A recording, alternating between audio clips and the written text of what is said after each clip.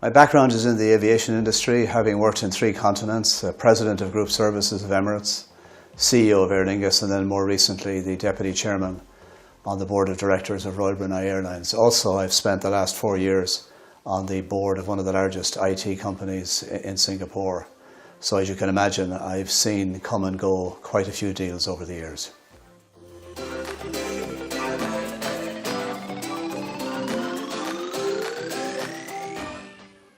The first thing to be said is you need to be very meticulous in your preparations, down to every level of detail. For instance, even choosing the venue for the negotiations is very, very important. If you're leading the negotiations, making a statement to your team and the other side that you're going to take everybody off-site for 3 days, let's go somewhere, let's get this deal done. That sends a very powerful statement.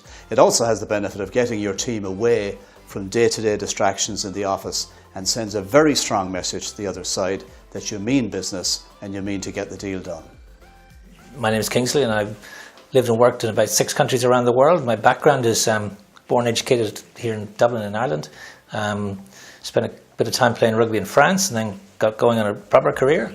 I worked for the Irish Trade Board, which now is Enterprise Ireland, and IDA got posted to Sydney, Australia. Spent 8 years there. While there, I got involved with a number of business initiatives. Met a guy called Tony O'Reilly, who was a well-known Irish business guy. He wanted me to run his foundation called the Ireland Funds, and I ended up doing that for over 20 years. And I'm now in my 3rd act, if you know what I mean, which means I'm sort of running a training company here in Dublin and trying to pass on some of the stuff that I learned over the years.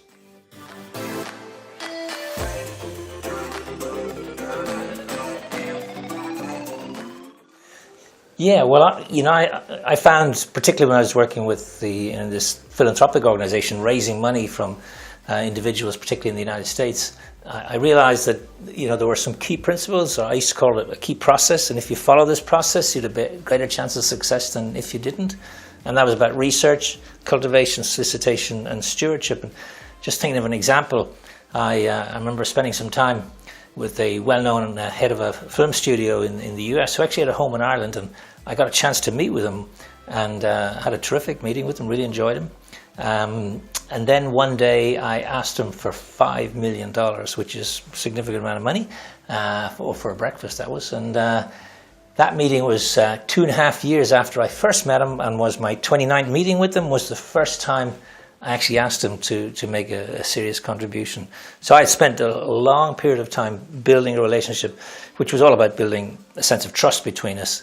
And then we were at a right moment, a right time. If I'd gone much earlier, certainly wouldn't have got $5 million. My name's Jeff Caselden. My background's primarily been focused around about 18 years I spent with a well-known company called Amazon.com. I spent the majority of my time within that organization working on product search for Amazon's retail business, and was the head of search for the EMEA region, and was also the general manager for their development center in Dublin, Ireland.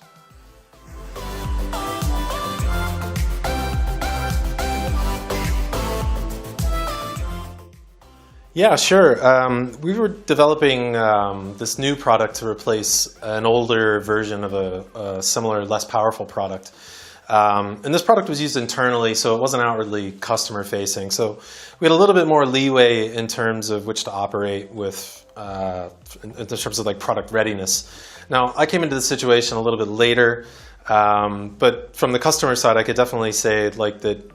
In hindsight, while we knew what the functionality the client needed was, we didn't really have a clear sense of the value that they were trying to achieve out of using our product.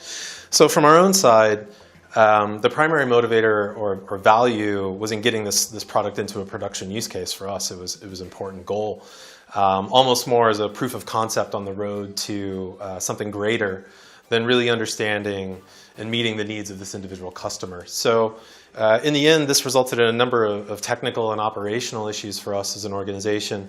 It also contributed to some severe trust issues between the two organizations as this ongoing situation transpired over the next several months.